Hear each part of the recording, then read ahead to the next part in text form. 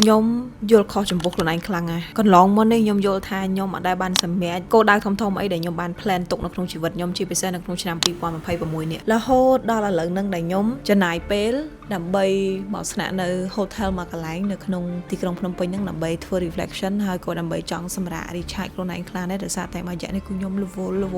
level cho mùi nâng càng khăng mình tan là hốt đó thằng nhóm chọn từ khai tay mình tan tới mình tan được xá ở ai chỉ pé từ khai bán miên pé ta mà ngày cột chắc nó pé để nhóm một coi thơ reflection nó hay bạn nhóm chập đam ba cờ cài ở vậy để nhóm thua plan tăng bị đam trên năm á bạn đăng tha nhóm sẽ make ban rương tròn mình tan từ tam ở vậy để nhóm plan cả bị đam trên năm á còn là thay nhóm luôn ấy choតែធ្វើរហូតដល់មានពេលសម្រាប់យើងបាយជាគិតថាយើងមានពេលសកកម្មអីមួយដែលត្រូវយើងដេញតាមចាប់រហូតដល់យើងគិតថាវាអត់ចេះគ្រប់គ្រាន់សោះវាមិនអាចគ្រប់គ្រាន់អាចឈប់ត្រឹមនឹងទេត្រូវទៅទៀតបានមួយហើយត្រូវទៅមួយទៀតហើយខ្ញុំគិតថានេះមិនមែនដោយសារតែខ្ញុំធ្វើអីខុសនៅក្នុងគោលដៅរបស់ខ្ញុំទេប៉ុន្តែដោយសារតែខ្ញុំជារឿយតែងតែប្រៀបធៀបជីវិតរបស់ខ្លួនឯងនឹងជាមួយនឹងជីវិតនៅលើ social media ដែល social media គឺបើកផ្លូវឲ្យយើងមើលឃើញរឿងជាច្រើនប៉ុន្តែទន្ទឹមនឹងការដែលយើងមើលឃើញរឿងជាច្រើននឹងហើយវាទៅជាធ្វើឲ្យយើងកើតចិត្តប្រៀបធៀបហេតុអីគេធ្វើបានហេតុអីយើងធ្វើអត់បានហេតុអីគេទទួលបានឱកាសនឹងហេតុអីយើងអត់ទទួលបានឱកាសនឹងសោះហេតុអីបានខ្ញុំមានអារម្មណ៍ថាខ្ញុំដូច unlucky ម៉េះខ្ញុំដូចអត់មានសំណាងសោះហេតុអីបានគេជាមនុស្សមានសំណាងដាក់អីទៅក៏បានធ្វើអីក៏ជោគជ័យ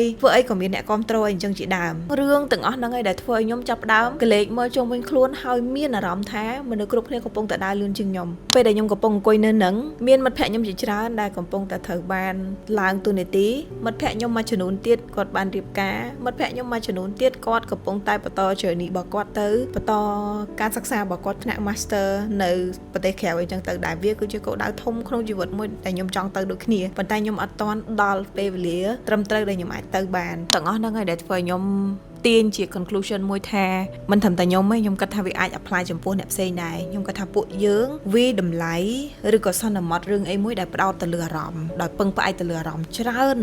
ជាជាងភាពពិតជាក់ស្ដែង reality ឬមួយក៏ plan ឬមួយក៏ផែនការដែលយើងបានក្រុងទុកជាក់ស្ដែងហ្នឹងយើងអត់សូវចាប់អារម្មណ៍ឲ្យតម្លៃទៅលើអាហ្នឹងហើយយើងបែរជាឲ្យតម្លៃខ្លាំងទៅលើអារម្មណ៍ទៅលើ how we feel ទៅលើ how we think ទៅលើ how we see ជាក់ស្ដែងហ្នឹងទាំងដែលមិនមើលទៅលើអ្វីដែលយើងបានក្រុងទុកកាលពីដើមមកហើយយកមកប្រៀបធៀបគ្នា so this is what I'm gonna do right now ខ្ញុំនឹង unpack ចំពោះ goal ចំពោះគោលដៅដែលខ្ញុំមានកាលពីដើមឆ្នាំហើយយើងយកមកជជែកទាំងអស់គ្នាថាចាំមើលថាតើខ្ញុំពិតជា behind life មែនអត់ឬមួយក៏វាគ្រាន់តែជាអារម្មណ៍នៃការប្រៀបធៀបដែលខ្ញុំឃើញជីវិតមនុស្សជាច្រើននៅលើ social media បង្ហាញ I'm gonna ចូលទៅនេះដោយសារតែរាល់ដងខ្ញុំទៅសេចក្ដី New Year resolution របស់ខ្ញុំខ្ញុំទៅសេចក្ដីប៉ុន្តែកាលពី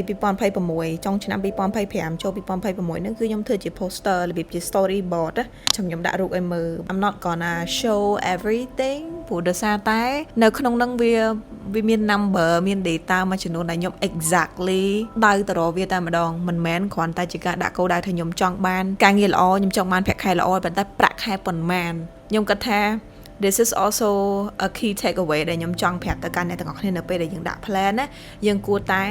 specific យើងគួរតែច្បាស់ចំពោះចំនួនដែលយើងចង់បានបើសិនបើចង់បានប្រាក់ខែ 1k ដាក់ 1k ហ្នឹងហ្មងហើយ aim យក 1k ហ្នឹងឲ្យបានហ្មងអញ្ចឹងវាធ្វើឲ្យគោលដៅរបស់យើងឬក៏អា plan ការនៅក្នុងការសម្រេចគោលដៅនេះវាកាន់តែងាយស្រួលជាងមុនផងដែរអូខេអានេះរៀងបែកសាច់រឿងបន្តិចណាប៉ុន្តែឥឡូវយើងចាប់ផ្ដើមចូលទៅ review មើលថាតើខ្ញុំអាចសម្រេចអីគេខ្លះហើយ start from goal number 1 ដែលខ្ញុំដាក់មុនគេខ្ញុំរាប់ពីឆ្វេងទៅស្ដាំណា goal number 1 គឺខ្ញុំនិយាយអំពី salary អញ្ចឹងនៅក្នុងនេះគឺខ្ញុំ specific ហ្មងគ្រាន់ថា I'm not gonna show you how much exactly ប៉ុន្តែគ្រាន់តែខ្ញុំចង់ប្រាប់អ្នកទាំងអស់គ្នាគឺខ្ញុំមានដៅតាំងពីដើមឆ្នាំមកគឺខ្ញុំមានដៅថាតើខ្ញុំចង់បានប្រាក់ខែប្រមាណក្នុងមួយខែ so ខ្ញុំមានលេខនៅលើហ្នឹងplanning វារឿងមួយប៉ុន្តែតើខ្ញុំអាច achieve វាបានអត់ខ្ញុំអាចសម្រេចគោលដៅនឹងបានអត់បើខ្ញុំឆ្លើយចំពោះចម្លើយមួយហ្នឹងខ្ញុំអាចឆ្លើយបាន2ចម្លើយសម្រេចបានហើយនឹងសម្រេចមិនបានសម្រេចបានសម្រេចមិនបានមិនទៅពិបាកយល់អូខេអញ្ចឹងក្នុងនោះគឺខ្ញុំដាក់ specific number ដែលខ្ញុំចង់សម្រេចបានប៉ុន្តែដែលខ្ញុំនិយាយថាបានមិនបានហ្នឹងគឺដោយសារតែបើនិយាយឲ្យស្រួលស្ដាប់ unpack ប្រាក់ខែគោលរបស់ខ្ញុំគឺវាអត់ដល់ចំនួនដែលខ្ញុំចង់បានហ្នឹងទេប៉ុន្តែវាគីវានៅសល់ gap បន្តិចដែលខ្ញុំអាចទៅដល់វាបានប៉ុន្តែដោយសារតែបច្ចុប្បន្នខ្ញុំក្រៅពីការងារ full time គឺខ្ញុំមាន content creation ខ្ញុំមាន project មួយចំនួនដែលខ្ញុំធ្វើក្រៅ freelance ដែរក៏ប៉ុន្តែខ្ញុំថ្លឹងថ្លែងរឿងទាំងអស់ហ្នឹងគឺអត់ឲ្យវាលោកឡំចូលគ្នាទេការងារ full time គឺខ្ញុំដាក់ចិត្តដាក់កាយធ្វើឲ្យគេ full time ហើយខ្ញុំយកពេលយប់ឬមួយក៏សៅរ៍អាទិត្យដើម្បីធ្វើឲ្យការងារ freelance ទាំងអស់ហ្នឹងហើយក្រុមហ៊ុនខ្ញុំក៏គាត់បានតែវះរឿងអស់ហ្នឹងដែរអញ្ចឹងវាខ្ញុំចាត់ទុកថាវាអត់មានជារឿងអីខុសទេដែលខ្ញុំបើកនិយាយស្មោះត្រង់ជាមួយអ្នកទាំងអស់គ្នាក៏ដូចជានិយាយទៅកាន់ព្រោះខ្ញុំជឿជាក់ថា vlog ខ្ញុំអាចនឹងមានក្រុមការងារឬមួយក៏មេគាត់បានឃើញប្រទេសដែលចែកដល់អញ្ចឹងទៅអញ្ចឹងខ្ញុំអត់មានអីត្រូវលាក់លៀមទេដោយសារតែតាំងពីចូលធ្វើការនៅនឹងគឺខ្ញុំបានបញ្ជាក់ប្រាប់គាត់ដូចគ្នាថាខ្ញុំបច្ចុប្បន្នខ្ញុំកំពុងតែធ្វើអីខ្ញុំមាន freelance អីបែបណាអញ្ចឹងខ្ញុំសូមការយោគយល់គាត់ដូចគ្នាប៉ុន្តែជាការផ្លាស់ប្ដូរខ្ញុំក៏ព្យាយាមធ្វើការអស់ពីលទ្ធភាពជូនគាត់ដូចគ្នាហើយបើសិនបើតាក់ទងជាមួយនឹងការ promote ការ branding ផ្សេងៗដែលខ្ញុំអាចជួយបាននៅក្នុងការជាលក្ខណៈដោះដូរជាលក្ខណៈ win-win ដូចគ្នាគឺខ្ញុំនឹងអាចជួយគាត់បានដូចគ្នាអញ្ចឹងសរុបជារួមបើនិយាយថាប្រាក់ខែគោលគឺអត់បានដល់ចំនួនដែលខ្ញុំកំណត់នឹងទេក៏ប៉ុន្តែបូកជាមួយនឹងincome នៅពីក្រៅ side hustle របស់ខ្ញុំ content creation បានពី brand ពី project ផ្សេងៗហ្នឹងខែខ្លះបានដល់ខែខ្លះលើសខែខ្លះរៀង behind មិនតិចដូចគ្នាអញ្ចឹងបើនិយាយថាចម្លើយពិតប្រាកដថាតើខ្ញុំអាចសម្រេចគោលដៅទទួលបានប្រាក់ខែចំនួន X amount នឹងអត់ខ្ញុំអាចឆ្លើយថាខ្ញុំអាចសម្រេចបានចូលទៅដល់ plan ទី2 plan ទី2របស់ខ្ញុំហ្នឹងគឺ learn how to drive រៀនបើកបរ and ចាខ្ញុំសម្រេចបានគោលដៅ learn how to drive នេះហើយអញ្ចឹងឥឡូវហ្នឹងគឺខ្ញុំអាចបើកបរបានធ្វើត្បិតថាវាមិនស្ទាត់ព្រោះដោយសារតែខ្ញុំទៅតែរៀនដែរទេប៉ុន្តែខ្ញុំអាចបើកបានហើយឥឡូវហ្នឹងគឺខ្ញុំអាចបើកទៅធ្វើការបានដោយខ្លួនឯងគ្រាន់ថាខ្ញុំអត់ស្ទាត់ជំនាញមិនប្រកែកចតមិនអាចបើកលឿនបានខ្ញុំនៅក្នុង phase មួយដែលខ្ញុំត្រូវប្រុងប្រយ័ត្នរាល់ពេលដែលខ្ញុំបើកហើយរាល់ពេលដែលខ្ញុំត្រូវ turn ត្រូវថយត្រូវអីហ្នឹងគឺខ្ញុំត្រូវប្រយ័ត្នប្រយែងច្រើនហ្នឹងហើយដោយសារតែយើងអត់ស្ទាត់ជំនាញអញ្ចឹងយើងខ្លាចបង្កគ្រោះថ្នាក់ដល់អ្នកផ្សេងដែរប៉ុន្តែជារួម yes learn how to drive មាន license ហើយអាចបើកបរទៅធ្វើការខ្លួនឯងបាន so tech ចំពោះplan ទី2អូខេតើតោះមួយ driving នឹងដែរអ្នកនរខ្ញុំចង់ចែកម្លែងតិចកាលពីខ្ញុំរៀនបើកបរដំបូងខ្ញុំភ័យខ្ញុំគិតថាអូឯងអាចបើកទៅធ្វើការឬក៏ជិះឡានខ្លួនឯងបានអត់ទេព្រោះភ័យខ្លាំងដោយសារតែខ្ញុំគិតថាអានេះជាអារម្មណ៍ទូទៅដែលអ្នករៀនបើកបរដំបូងជួបហ្មងខ្ញុំអត់ចេះស្មានកម្រិតណារបៀបថាដូចថាយើងមិនបើកយើងមិនអង្គុយនៅខាងឆ្វេងអញ្ចឹងយើងមើលកញ្ចក់នៅខាងស្ដាំនេះកន្លែងស៊ីតមួយទៀតដែលនៅក្បែរយើងស្មានអត់ត្រូវទេថានៅពេលដែលមានមនុស្សនៅខាងចើមផ្លូវខាងនោះយើងគួរជិះគេមិនឲ្យផុតយើងខ្លាចជិះទៅយើងប៉ះគេយើងគៀគេអញ្ចឹងយើងអាហ្នឹងឯងដែលខ្ញុំភ័យខ្លាំងជាងគេហ្នឹងរហូតដល់ខ្ញុំគិតថាចេះអើយអញប្រហែលជាមិនអាចខ្លាចជាអ្នកបើកបរអីបានទេមកដល់ឥឡូវនេះខ្ញុំ reflect ចំពោះប្រកកំណត់ដែលខ្ញុំគិតនៅពេលហ្នឹងខ្ញុំមានអារម្មណ៍ថាsomehow យើងអត់ជឿចំពោះខ្លួនឯងយើងអត់ដឹងថា how you gonna achieve it okay let's unpack goal ទី3របស់ខ្ញុំចាំមើលថា goal ទី3របស់ខ្ញុំហ្នឹងឯគេ goal ទី3របស់ខ្ញុំគឺ public speaking yeah I got inspired a lot នៅពេលដែលឃើញមនុស្សបកកាយជាច្រើននៅលើអ៊ីនធឺណិតដែលគាត់បកកាយនិយាយគាត់មានសមត្ថភាពនៅក្នុងការ communicate មាន confident ហើយចេះស្លៀកពាក់តុបតែងខ្លួនស្អាតអីអញ្ចឹងទៅហើយឡើងឆាកនិយាយចែកម្លែកបទពិសោធន៍មាន advice មានអីអញ្ចឹងអូពេញចិត្តស្ដោក 100% ហ្មងគ្រាន់តែឃើញគេអញ្ចឹង like I can imagine myself sitting there in their position របៀប I want to be there too អានេះគឺខ្ញុំអាចឆ្លើយបានយ៉ាងងាយស្រួលដោយមិនចាំបាច់បូកសរុបថ្លឹងថ្លែង flexible អីទេខ្ញុំអាចឆ្លើយយ៉ាងងាយស្រួល yes text ចំពោះ goal ទី3របស់ខ្ញុំគឺ public speaking ឥឡូវនេះខែ8ត្រួស8ខែហ្នឹងគឺខ្ញុំត្រូវបានគេ invite និយាយទៅតាំងពីដើមឆ្នាំតាំងពីខែ1មកហ្មង and ខ្ញុំអត់ដឹងថានេះជា law of attraction ឬក៏មិនទេប៉ុន្តែតាំងពីខ្ញុំ plan អាហ្នឹងមកតាំងពីខែ1មកទាំងអស់គ្នាតាំងពីដើមឆ្នាំមកហ្មងគឺខ្ញុំត្រូវបានគេ invite ជា guest speaker ឡើង sharing session ធ្វើ keynote ឡើងឆាកជាប់រហូតហ្មងហើយតាំងពី event ហ្នឹងមកគឺមនុស្សចាប់ដើម notice ហើយនៅពេលដែលមាន event ក្រោយៗដែល relate ចំពោះនឹងចំណេះដឹងចំពោះការចែកម្លែកយើងហ្នឹងគឺគេនឹង invite យើងទៅទៀតហើយឆាកដំបូងគឺនៅក្នុងខែ1នឹងឯង and that's the one ដែលវាបើកផ្លូវឲ្យខ្ញុំទទួលបានឆាកផ្សេងៗមកតាមក្រោយទៀតដែលរហូតមកដល់ឥឡូវហ្នឹងវាធ្វើឲ្យខ្ញុំ level ច្រើនជាមួយនឹង public speaking ជាមួយនឹង MC ជាមួយនឹង moderator ប៉ុន្តែវាក៏មាន behind story តាក់ទងមួយចំណុចហ្នឹងដូចគ្នាដែរវាអត់ខុសអីពីការរៀនបើកឡានរបស់ខ្ញុំដែលខ្ញុំចែកម្លែកមុនហ្នឹងឯងបើសួរខ្ញុំថាភ័យអត់ភ័យហើយរហូតមកដល់ឥឡូវហ្នឹងឯងខ្ញុំឡើងក៏ខ្ញុំនៅតែភ័យដែរប៉ុន្តែខ្ញុំតែងតែប្រាប់គេថាអញ្ចឹងនៅពេលដែលមានគេមក seek advice ពីខ្ញុំជាពិសេសដែលគាត់ធ្វើ public speaking ដំបូងឬគាត់ធ្វើជា MC គាត់ធ្វើជាអ្នកសម្របសម្រួលកម្មវិធីដំបូងអញ្ចឹងណាគាត់មក seek advice ខ្ញុំថាបងធ្វើមិនបាត់ភ័យចម្លើយរបស់ខ្ញុំគឺ no matter how professional you are no matter how well perform you are មនុស្សគ្រប់គ្នាគឺវាមានអាភាពភ័យព្រួយភាពភ័យខ្លាចវាតែងតែមានប៉ុន្តែនៅពេលដែលយើងមានបទពិសោធន៍ធ្វើការងារច្រើននៅពេលដែលយើងមានបទពិសោធន៍នៅលើឆាកបានច្រើនវាអាចនឹងកាត់បន្ថយភាពភ័យខ្លាចបានបន្តិចបន្តួចហើយវាអាចធ្វើឲ្យយើងមានវិធីនៅក្នុងការបន្លប់ភាពភ័យនឹងបានបើឲ្យខ្ញុំសរុបជារួមតាំងពីខែ1រហូតមកដល់ឥឡូវខែ8ហ្នឹងគ្រាន់តែ public speaking moderating MC ខ្ញុំគិតថា around 20 to 30 That's crazy, you know. នៅពេលដែលយើង unpack ចឹង that's crazy because are you kidding me? I was invited to like 20 to 30 stages in 8 months. Are you kidding me? យកខ្ញុំនិយាយអត់ like see ពេលខ្លះអញ្ចឹងនៅពេលដែលយើងវាតម្លៃរបស់មួយទៅតាមអារម្មណ៍ទៅតាមមនោចេតនាទៅតាមអ្វីដែលយើងមើលឃើញវាមិនប្រកាសថាវា accurate ទេអញ្ចឹងយើងត្រូវការយកអា plan ជាក់ស្ដែងហើយ think it logically goal ទី4របស់ខ្ញុំហាត់ប្រាណ goal ហាត់ប្រាណនេះខ្ញុំទៅសម្រេចបានក្នុងរយៈពេលចុងក្រោយហ្នឹងតិចតួចមែនតើមកបន្ទាប់ពីខ្ញុំរើផ្ទះមកនៅផ្ទះថ្មីដោយសារតែតាំងពីដើមឆ្នាំមកគឺខ្ញុំនៅ condo មកអា condo ទី2នេះក្នុងខែ3អញ្ចឹងបានន័យថាចន្លោះពីខែ1រហូតមកដល់ខែ8ហ្នឹងខ្ញុំដូរ3 condo ឯអ្នកនរគ្នាអញ្ចឹងអា condo ទី1និងទី2ហ្នឹងវាអត់អំណោយផលសម្រាប់ការហាត់ប្រាណ condo ទី1មានហាត់ប្រាណមានកន្លែង gym ប៉ុន្តែអត់សូវមានឧបករណ៍ឲ្យយើងលេងហើយ environment វាអត់ friendly វាអញ្ចឹងដល់ពេលអញ្ចឹងទៅយើងមានអារម្មណ៍ថាណា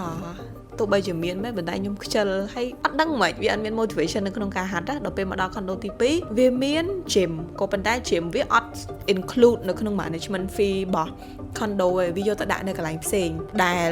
វានៅជា community វាជាមួយគ្នាក៏ប៉ុន្តែខ្ញុំត្រូវបង់លុយផ្សេងវាមិនមែននៅក្នុង management fee ដែលវា free អញ្ចឹងខ្ញុំត្រូវដើរចុះមកហើយបើសិនខ្ញុំហាត់ខ្ញុំត្រូវបង់លុយផ្សេងទៀតហើយវារៀងអ៊ូអច្រើនមនុស្សដើរកាត់រហូតទៀតអញ្ចឹងខ្ញុំគិតថាណ៎រហូតមកដល់condo ទី3ដែលខ្ញុំទៅតែ recently move out ប្រហែលជាបានមើល no not yet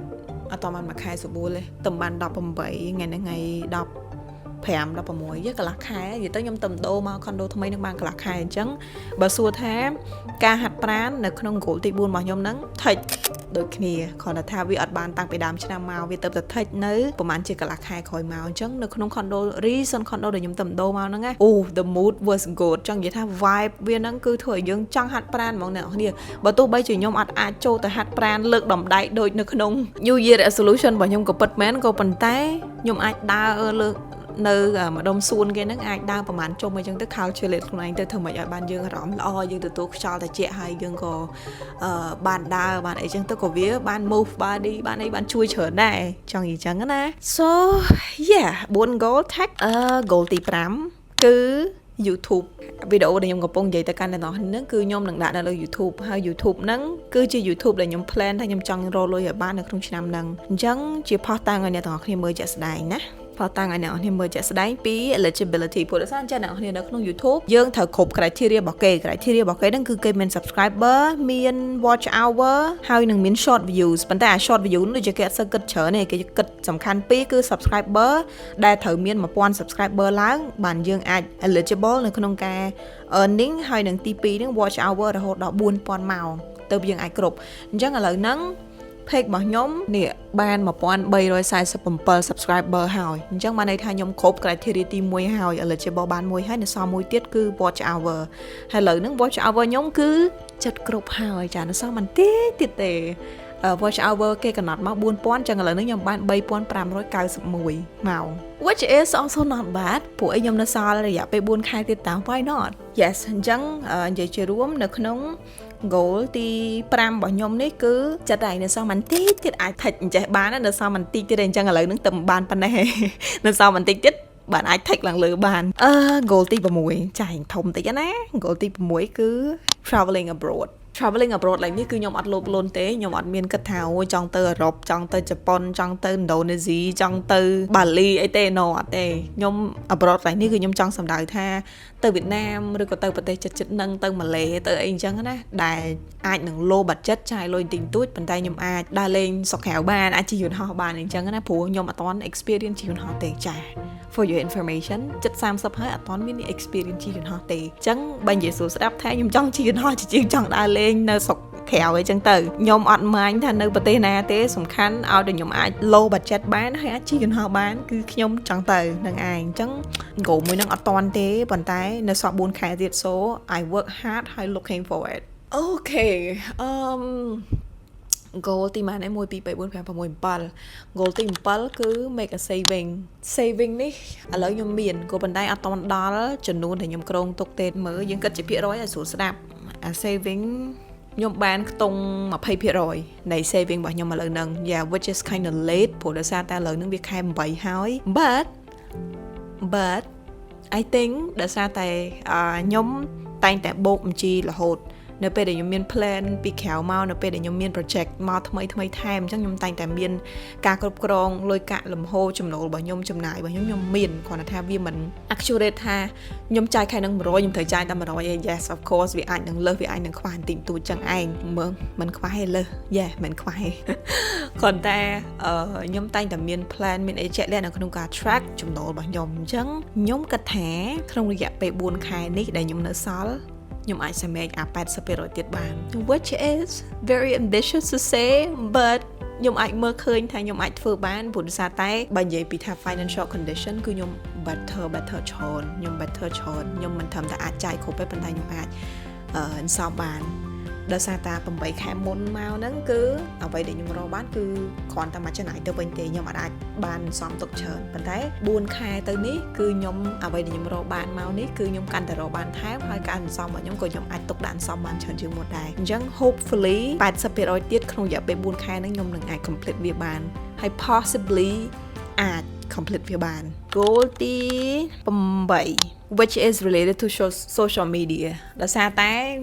យើងធ្វើការលើ social media យើងធ្វើ content អញ្ចឹងយើងតែងតែមាន goal ថាយើងចង់ទទួលបាន follower ប្រហែលចំនួនប្រហែលអញ្ចឹងទៅ this part sadly ខ្ញុំអត់ទាន់អាចសម្រេចបានអានេះខ្ញុំអាចនិយាយបាន yes ខ្ញុំចង់សម្រេចបាន 100k follower ខ្ញុំចង់បាន 100k follower ប៉ុន្តែឥឡូវនេះខ្ញុំនៅ falling behind នៅឡើយទេ I have to work on it more ប៉ុន្តែខ្ញុំក៏អត់ push ខ្លួនឯងខ្លាំងដែរព្រោះខ្ញុំដឹងថាខ្ញុំបានធ្វើឡើងអស់ពីចិត្តហើយអ្នកនេះមិនមែនខ្ញុំខ្ជិលទេពេលខ្លះខ្ញុំលួចខ្ជិលដែរប៉ុន្តែអា goal របស់ខ្ញុំហ្នឹងគឺខ្ញុំនៅតែចង់ធ្វើវាឲ្យបាននៅតែចង់សម្រេចវាអញ្ចឹង so ខ្ញុំគិតថា I tried my best ប៉ុន្តែវាអត់ទាន់ទៅដល់ហ្នឹងទេអញ្ចឹងខ្ញុំក៏អត់ទៅតមនិញជាមួយវាអីច្រើនដែរឥឡូវហ្នឹងបើនិយាយថា Facebook របស់ខ្ញុំដូចជាបាន 48k follower និយាយចេះចោះ 50k follower អញ្ចឹងឥឡូវ8ខែនៃ2026ហ្នឹងខ្ញុំបាន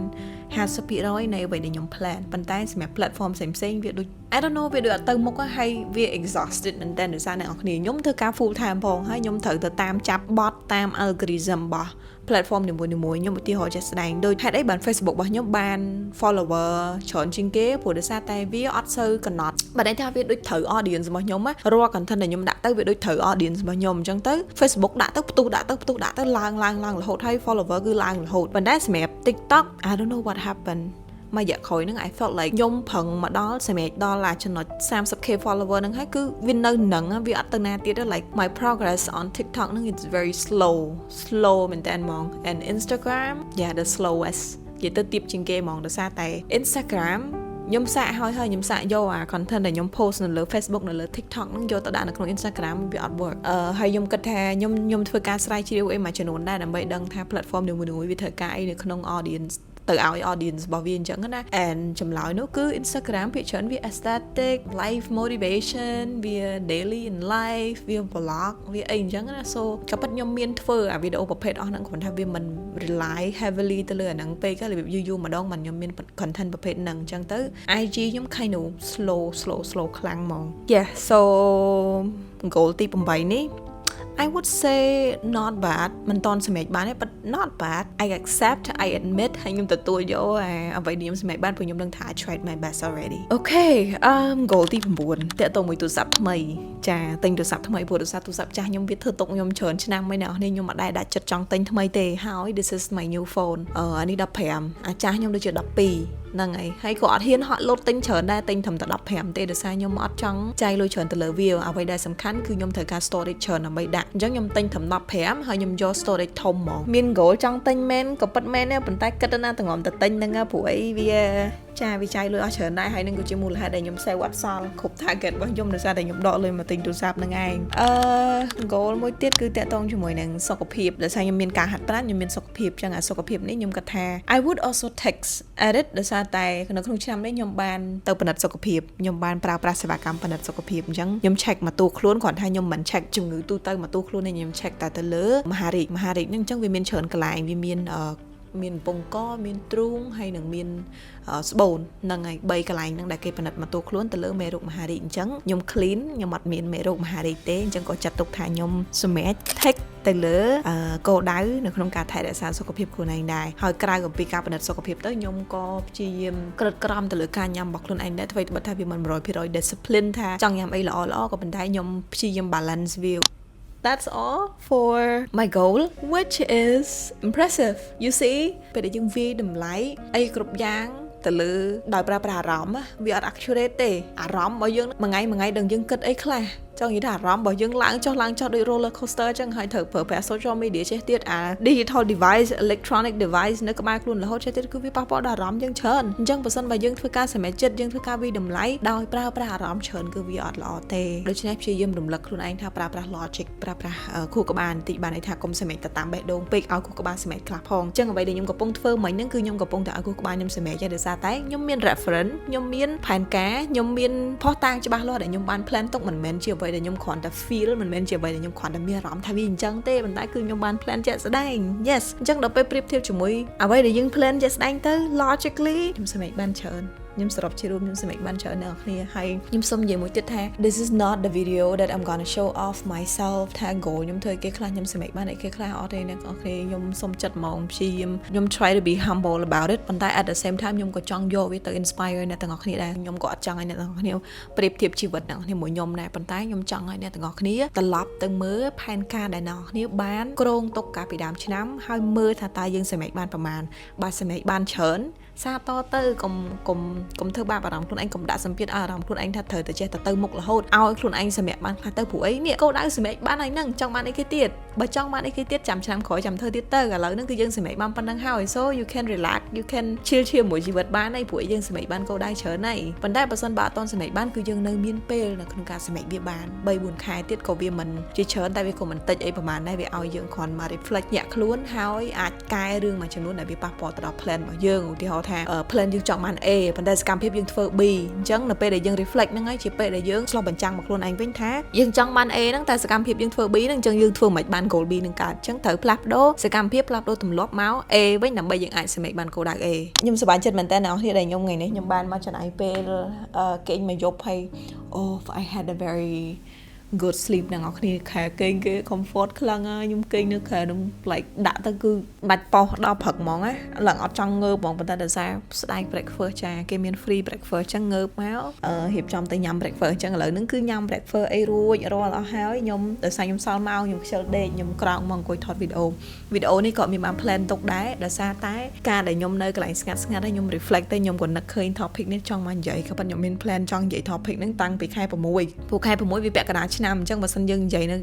នៅពាក់កណ្ដាលឆ្នាំយើងអាចសល់ពេលពាក់កណ្ដាលឆ្នាំទៀតនៅក្នុងការសម្រេចអ្វីដែលយើងមិនទាន់បានសម្រេចតែឥឡូវនេះក៏ចាត់ទុកថាវាហួសពេល2ខែតែក៏វាភាសាជាងអត់ធ្វើសោះអញ្ចឹងខ្ញុំមានចំណុចមួយចំនួនដែលខ្ញុំចង់ចែកម្លែកទៅកាន់អ្នកនរគ្នាដែររវាងអ្វីដែលខ្ញុំធ្វើវីដេអូនៅក្នុងថ្ងៃនេះព្រោះខ្ញុំអត់ចង់ថានិយាយតែពីរឿងខ្លួនឯងសតទេខ្ញុំចង់ឲ្យអ្នកនរគ្នាទទួលបានផលប្រយោជន៍ពីការមើលវីដេអូនេះខ្លួនឯងដែរខ្ញុំចង់ឲ្យអ្នកនរគ្នាគិតទៅលើរឿងមួយចំនួនចេះអ្វីដែលយើង plan កាលពីដើមឆ្នាំ is what you want ចាំមិននឹងទុកអ្វីដែលយើង plan តាំងពីដើមឆ្នាំមក is what you want ប៉ុន្តែ what actually happen អ្វីដែលវាកើតឡើងជាក់ស្ដែងមែនតើព្រោះយើង plan មិនប្រកាសថាវាកើតឡើងជាក់ស្ដែងទៅវាដូចអ្វីដែលយើងគ្រោងទុកទេវាអាចនឹងមានការប្រែប្រួលហើយទទួលស្គាល់ថាវាដោយសារតែមានរឿងជាច្រើនវាកើតឡើងក្នុងកំឡុងពេលហ្នឹងដែលវាធ្វើឲ្យផែនការរបស់យើងនឹងប្រែប្រួលយើងអាចសម្រេចបានតាមវាឬក៏សម្រេចដែរប៉ុន្តែបានត្រឹម 20% 30% 50% អញ្ចឹងទៅដូចអ្វីដែលខ្ញុំ unpack New Year resolution ឲ្យអ្នកនរគ្នាស្ដាប់មុនហ្នឹងអញ្ចឹងអាហ្នឹងគឺជា honest review របស់ខ្ញុំហើយថា what actually happen អ្វីដែលវាកើតឡើងជាក់ស្ដែងនៅក្នុងពេល8ខែនៃឆ្នាំ2026នេះ and did I achieve it អញ្ចឹងខ្ញុំបានប្រាប់អ្នកនរគ្នាហើយ goal ខ្លះខ្ញុំ achieve វាបានgoal ខ្លះខ្ញុំអត់ត achieve វាបានទេខ្ញុំនៅសល់បន្តិចទៀត goal ខ្លះខ្ញុំទៅសម្រេចវាបានត្រឹម 20% ត្រឹម 50% ទេ goal ខ្លះទៀតគឺនៅសល់ 100% អត់តអាចធ្វើបានមកអញ្ចឹងក៏យើងមានអីយកមកថ្លឹងថ្លែងដែរថាយើងមិន rely ទៅលើវាពេកមិនមែនយើងដាក់ goal 10ត្រូវទៅសម្រេចបានទាំង10ទេបើយើងដាក់10យើងសម្រេចបាន7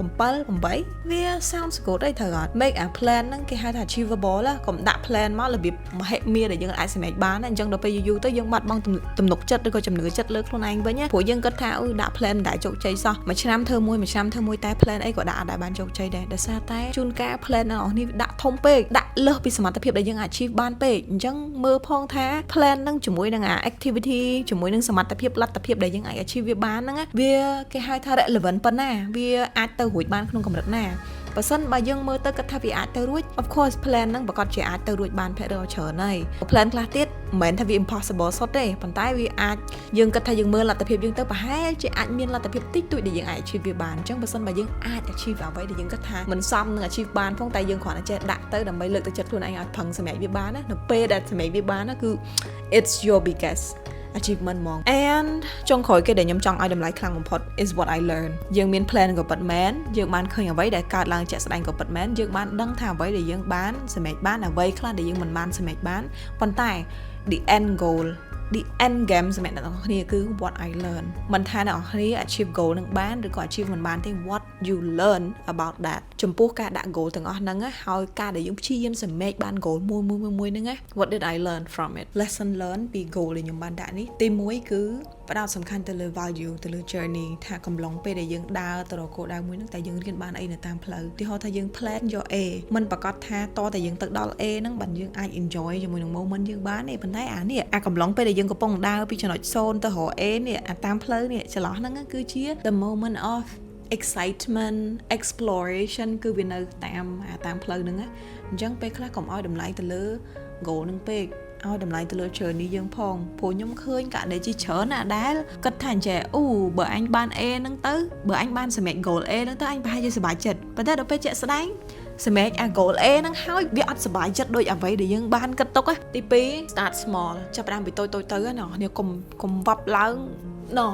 ដល់លើបាត់ចង់និយាយអញ្ចឹង check with the reality ព្រោះជួនកាលខ្ញុំដូរ angle តិចសិនព្រោះជួនកាលយើងចេះចង់បានល្អយើងចេះចង់បានច្រើនហើយប៉ុន្តែក៏ពិតជាស្ដែងវាមិនដំណោយផលសម្រាប់យើងរហូតណាវាត្រូវបត់បែនវាត្រូវ flexible វាត្រូវជួបរឿងនៅតាមផ្លូវទៀតអញ្ចឹង start small is the best កុំរំពឹងខ្ពស់ពេក start small ហើយធ្វើឲ្យរឿងតូចៗហ្នឹងឲ្យតែជោគជ័យសិនទៅកុំតន់ហក់លោតទៅណាធំដុំអីពេកនៅពេលដែលយើងជោគជ័យអាជំហានតូចៗហ្នឹងហើយធ្វើមកជំហានតូចមួយទៀតជោគជ័យមកជំហានតូចហ្នឹងហើយធ្វើមកជំហានតូចមួយទៀតដូចយើងឡើងចរាអញ្ចឹងគេអត់ដែរដាក់ចរាមកកម្មហ្នឹងហើយមកកម្មទៀតដាក់កពស់នេះទេឲ្យអ្នកនរគ្នាហក់ឡើងចរាទេត្រូវឡើងម្ដងមួយ step ទាំងអស់គ្នាអាចហក់ម្លងពី3 step បានប៉ុន្តែជួនកាលឡើងទៅអាចធ្លាក់អាចល្អអីចឹងទៅអញ្ចឹងគឺ start small step by step ហើយ trust the process ហើយចំណុចចុងក្រោយដែលខ្ញុំចង់និយាយដែរគឺ be consistent ខ្ញុំដឹងថាពួកយើងរស់នៅក្នុងសម័យបច្ចុប្បន្ននេះយើងងាយនឹង burn out យើងងាយនឹង anxiety យើងងាយនឹង stress ប៉ុន្តែ please be consistent of what you're doing បើសិនមកអ្នកដាក់ goal តាំងពីដើមឆ្នាំថាចង់សម្រេច goal ទាំងអស់ហ្នឹងហើយព្យាយាមធ្វើវាឲ្យ consistent បើទោះបីជាវាមិនបានល្អមិនបាន perfect ដូចដែលអ្នកនរគ្នាក្រុងទុកឯប៉ុន្តែធ្វើមិនឲ្យវាបានជាប់លាប់ព្រោះ consistent is the key ហ្មងពេលដែលអ្នកធ្វើអីក៏ដោយជាពិសេសរឿង content នេះបើសិនបើអត់ consistent algorithm វានឹងវាឆ្លាតហ្មងអ្នកនរគ្នាអាហ្នឹងគឺជា best example for be consistent ហ្មង so be consistent about what you're doing plan ចង់ធ្វើអីព្យាយាមធ្វើវាឲ្យ consistent ឲ្យបានជាប់លាប់ដើម្បីទី1យើងក៏អាចពង្រឹងសមត្ថភាពទី2យើងក៏អាចរៀនបានអីថ្មីហើយទី3នៅពេលដែលយើងធ្វើវា consistent យើងក៏អាចដឹងថាយើងគួរធ្វើអីបន្តទៀតព្រោះរឿងខ្លះយើងអាចមើលពីចម្ងាយទៅឃើញលុះត្រាតែយើងនៅក្នុងវាហ្មង sometimes you figure things out by doing it okay that's pretty much of it អ្នកនរខ្ញុំគិតថាខ្ញុំនិយាយច្រើនហើយខ្ញុំហិកស្អកក៏ដែរហើយអញ្ចឹងខ្ញុំឆ្លាញ់វីដេអូនេះខ្លាំង honest ជាមួយអ្នកនរខ្ញុំបើកនិយាយអស់ហ្មងចង់និយាយថាសំបីតា goal ខ្ញុំក៏ខ្ញុំអត់លាក់មួយអ្នកនរគ្នាអញ្ចឹងខ្ញុំសង្ឃឹមថានេះនឹងក្លាយទៅជា inspiration សម្រាប់អ្នកនរគ្នានៅក្នុងការ reflect ទៅលើគោលដៅរបស់ខ្លួនឯងហើយនៅសល់អីដែលមិនទាន់បានធ្វើ you have 4 months to goមាន4ខែទៀតដើម្បីធ្វើអូខេ that's will be it ជួបគ្នានៅក្នុងវីដេអូក្រោយៗទៀត bye bye ខ្ញុំដល់ម៉ោង check out ដូចគ្នាអូខេ bye bye